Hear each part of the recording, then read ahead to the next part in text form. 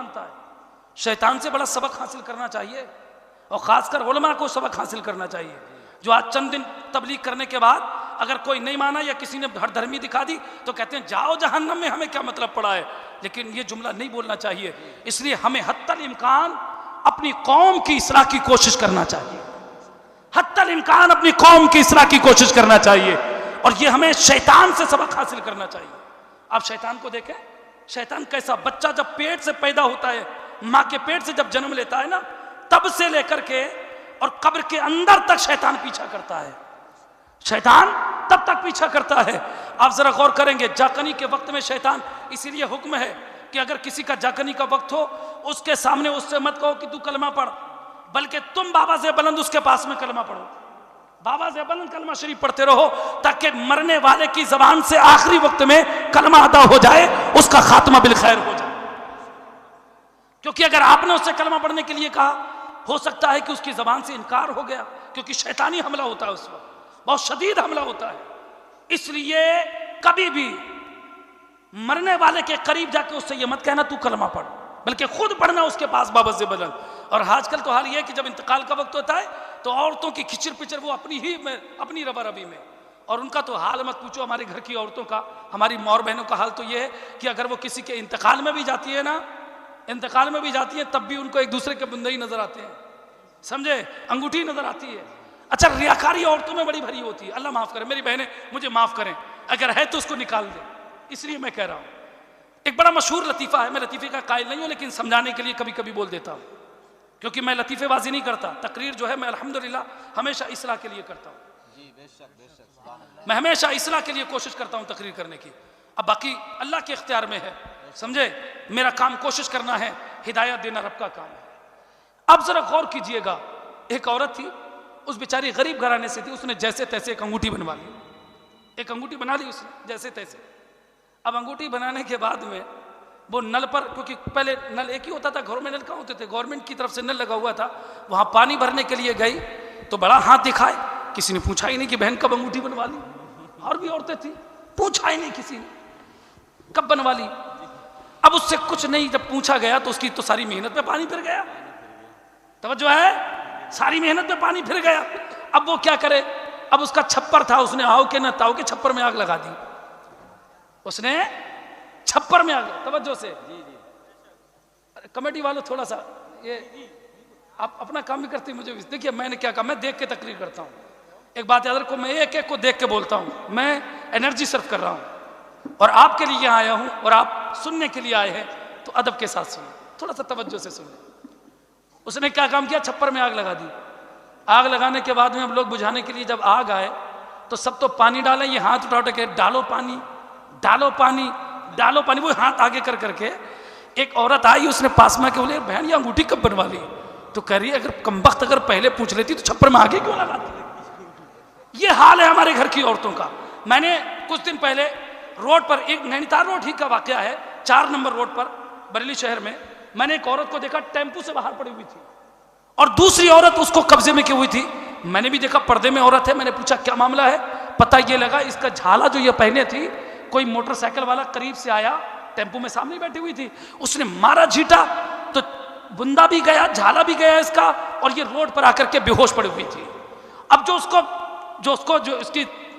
اس کی مدد کر رہی تھی, ہیلپ کر رہی تھی, اس کے بھی کانوں میں جھالے اور وہی اسٹائل, سمجھے, کیونکہ ایک تو یہ پردے کے قریب ہے نہیں, اگر پردہ دھوکے سے کر بھی لیا, سر پہ دوپٹہ رکھ بھی لیا, تو کان باہر تاکہ جھالے دکھنا چاہیے, سمجھے, یہ ریاکاری ہے ان کے اندر, اللہ معاف فرمائے.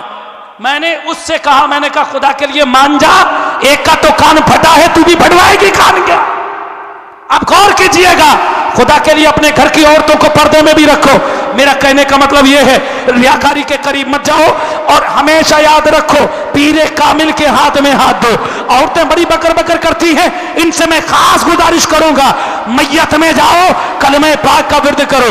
دور دیکھ دیکھ کر کے رو مت کہ کون کتنا رو رہا ہے, رونے سے ثواب نہیں ملتا ہے, رونے سے میت پر عذاب ہوتا ہے. وہاں جاؤ, قرآن پاک کی تلاوت کرو, کلمہ پاک کا ورد کرو, درود پاک پڑھو, تسبیح و تحلیل کرو. تم یہ عمل کرو گی, میت تم سے خوش ہو جائے گی, تمہیں بھی ثواب ملے گا, مرنے والے کو بھی. ثواب ملے گا، بے شک بے شک، حق ہے۔ عمل کیجئے میرے عزیزو، اب ذرا غور کیجئے گا کیونکہ اب وقت بہت کم رہ گیا ہے۔ جی جی جی، میرا وقت پورا ہو چکا، میرا وقت نہیں، تقریر کا وقت پورا ہو گیا۔ باقی اللہ سے دعا کرو اللہ دراز کی عمر عطا فرمائے تاکہ دوبارہ اگر زندگی رہی تو ملاقات ہو۔ حالانکہ تقریر تو ابھی میری شروع ہی نہیں ہوئی، حقیقت یہ ہے جو مجھے بیان کرنا تھا میں ادھر پہنچا ہی نہیں ہوں ابھی تو۔ سرکار کی ولادت پر جو مجھے بولنا تھا ابھی بول ہی نہیں پایا، ابھی تو خالی دلیل دے رہا تھا، اسی میں ٹائم پورا ہو گیا۔ 1 گھنٹہ ہو گیا کیا؟ نہیں ہوا ہے؟ سناؤں کچھ دیر یا ختم کر دوں؟ اچھا دلیل سن لیجیے، دلیل سنیے، اس کے بعد اگر چاہو گے تو تھوڑا سا آگے اور بڑھاؤں گا ورنہ سمیٹ دوں گا، کیونکہ آپ کو ایک بڑی اہم تقریر سماعت کرنا ہے، سمجھے؟ استاذ العلماء، خطیب اہل سنت، مناظر اہل سنت، حضرت العلامہ حضرت علامہ مولانا صغیر احمد صاحب قبلہ جوخنپوری دامت برکاتہم القدسیہ کی تقریر آپ کو سماعت کرنی، بڑی اہم تقریر حضرت کی ہوتی ہے، سمجھے؟ حضرت تشریف لا چکے ہیں تو میں ویسے بھی اب زیادہ دیر نہیں بولوں گا کیونکہ یہ تو ادب کے بھی خلاف ہے، بڑوں کے سامنے بچے بولیں تو یہ ادب کے خلاف ہے۔ وہ ہمارے بڑے ہیں اور شاعر صاحب بھی تشریف رکھتے ہیں، ان کو بھی سننا ہے۔ دلیل سن لیجئے، امام رازی فرماتے ہیں کہ میں نے حضرت علامہ امام فخر الدین علی احمد رازی علیہ رحمہ فرماتے ہیں، کہتے ہیں جب کوچ نہیں بنا میں نے پیر کی بارگاہ میں التجا کی تو میرے پیر نے مجھ سے کہا کہ بغیر دلیل کے کہہ دے میں اپنے رب کو ایک مانتا ہوں، کہہ دے میں اپنے رب کو بغیر دلیل کے ایک مانتا ہوں۔ اتنا کہا تب جا کر کے ایمان بچا، اتنا کہا تب جا کر کے ایمان بچا۔ اب ذرا غور کیجئے گا، امام رازی علیہ رحمہ فرماتے ہیں بغیر دلیل کے رب کو ایک مانتا ہو تب جا کر کے ایمان بچا ہے۔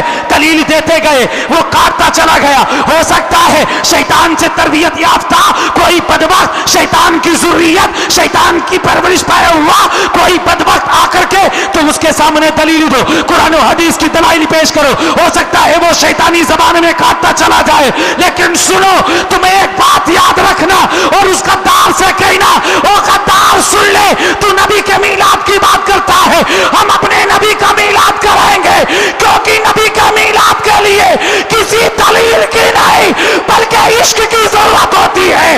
ہم نبی کے غلام ہیں، ہم وفادار ہیں، ہم نبی کا میلاد منائیں گے اور اس شان سے منائیں گے کہ حشر تک ڈالیں گے ہم پیدائش مولا کی دھوم، مثل فارس نجد کے قلعے گراتے جائیں گے، خاک ہو جائے عدو جل کر مگر ہم تو رضا، دم میں جب تک دم ہے ذکر ان کا سنا دے،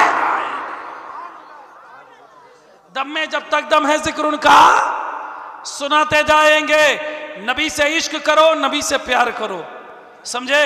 اور ایک بات یاد رکھو، جو میرے ہاں بزرگ حضرات بیٹھے ہیں ان سے گزارش، اور جو نوجوان طبقہ بیٹھا ہے ان سے بھی گزارش، آنے والی نسلوں پر خاص توجہ دو، آنے والی نسلوں پر ہمیں خاص توجہ دینا ہے، کیونکہ آنے والا وقت ہماری قوم کے لیے بہتر نہیں ہے، آج بھی حالات بہتر نہیں ہے، لیکن آنے والا وقت ہماری قوم کے لیے اور زیادہ خطرناک ثابت ہوگا۔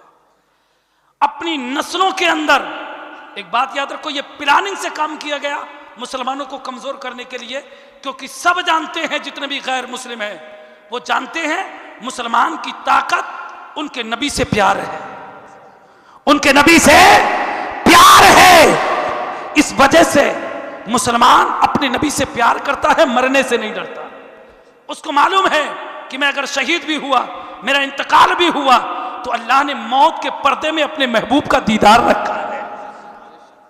اور ابھی امام صاحب نے ایک جملہ کہا تھا، جو لوگ کہتے ہیں نا نبی ہماری طرح ہیں، نبی ہماری طرح ہیں، اصل میں وقت نہیں ہے، ورنہ ایک قرآن پاک کی ایسی دلیل آپ کے سامنے پیش کر کے جاتا کہ مجھے امید تھی کہ وہ آپ کی سمجھ میں بھی آ جاتا، لیکن اب وقت نہیں ہے۔ لیکن ایک حدیث پاک سن لیجئے اور اس کا مفہوم سنا کر کے گفتگو ختم کر رہا ہوں۔ میرے آقا کریم صلی اللہ علیہ وسلم کے صحابی فرماتے ہیں لم ارا قبلہ ولا بعدہ مثلہ، یا رسول اللہ ہم نے آپ کی طرح نہ آپ سے پہلے دیکھا اور نہ آپ کی طرح آپ کے بعد میں دیکھا جائے گا۔ لم ارا قبلہ یہ حدیث کا ایک جز ہے، ولا بعدہ مثلہ یہ حدیث کا دوسرا جز ہے۔ اب ذرا غور کیجئے گا، صحابہ اکرام نے کہا حضور نہ آپ سے پہلے آپ کی طرح دیکھا گیا نہ آپ کے بعد میں کوئی آپ کی طرح دیکھا جائے گا۔ اب ذرا ذہن کو تھوڑا سا قریب کریں تو میں آپ کو بتا دوں، صحابہ اکرام نے یہ دعویٰ کیا، لیکن دلیل کیا ہے؟ تو صحابہ کرام کی دلیل بھی سنو. صحابہ کرام نے جب ہم نے عالم تصور میں صحابہ کرام سے یہ عریضہ پیش کیا, اے صحابہ کرام آپ بتائیے, آپ نے یہ دعویٰ کیا ہے کہ سرکار سے پہلے میرے نبی کی طرح کوئی نہیں آیا, اس پر دعوے کے ساتھ اس پر نعرہ تکبیر, نعرہ رسالت, نعرہ غوثیت, حضور مناظر اہل سنت, حضور مناظر اہل سنت, حضور مناظر اہل سنت, حضرت علامہ قاری صغیر صاحب قبلہ, نعرہ تکبیر, نعرہ رسالت. سبحان اللہ.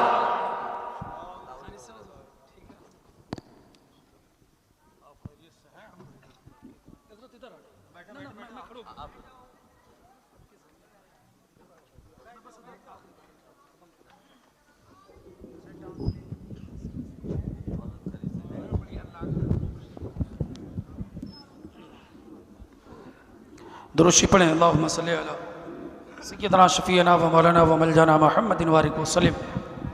صلاۃ و سلام علیک یا رسول اللہ یا نبی اللہ یا حبیب اللہ صلی اللہ تعالی وسلم. دیکھیے حضرت تشریف لا چکے ہیں. میں بس آخری بات عرض کر کے, میں نے پہلے ہی کہا تھا میں اپنی گفتگو ختم کر رہا ہوں. لمرا قبلہ ولا بعدہ مثلہ. یا رسول اللہ آپ کے جیسا نہ آپ سے پہلے آیا نہ آپ کے بعد میں. اب ذرا غور کیجیے گا, صحابہ کرام کا دعویٰ ہے آپ سے پہلے آپ کی طرح کوئی نہیں آیا. اب وہ دعوے کی دلیل کیا ہے اس کو ذرا غور سے سنیے گا. حضرت جبریل امین علیہ الصلوۃ والسلام سے میرے آقا کریم صلی اللہ علیہ وسلم نے ارشاد فرمایا, اے جبریل تم نے شرق و غرب کو دیکھا, شمال اور جنوب کو دیکھا, یہ بتاؤ کیا تم نے کوئی میری طرح بھی دیکھا؟ اونچا بولو, کیا کوئی میری طرح بھی دیکھا؟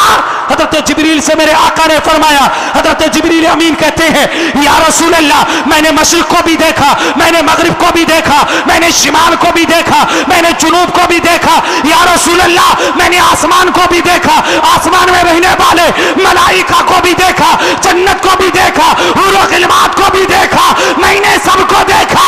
میں نے زمین پر حضرت آدم کو بھی دیکھا, حضرت شیش کو بھی دیکھا, حضرت یحییٰ کو بھی دیکھا, حضرت زکریا کو بھی دیکھا, حضرت نوح کو بھی دیکھا, حضرت ابراہیم کو بھی دیکھا, حضرت اسحاق کو بھی دیکھا, حضرت یعقوب کو بھی دیکھا, حضرت یوسف کو بھی دیکھا, حضرت عیسیٰ کو بھی دیکھا, حضرت موسیٰ کو بھی دیکھا. یا رسول اللہ میں نے 1,24,000 کم و بیش انبیاء علیہ السلام کو دیکھا, لیکن آپ کی طرح کسی کو نہیں دیکھا. اسی کو میرے امام فرماتے ہیں یہی بولے سدرا والے کے تھالے, یہی بولے سدرا والے چمانے جا کے تھالے, سبھی میں نے چھانے ڈالے, تیرے پائے کا نہ پایا, تجھے یک نے یک بنایا, تجھے یک نے یک بنایا. واہ واہ واہ, زندہ باد زندہ باد.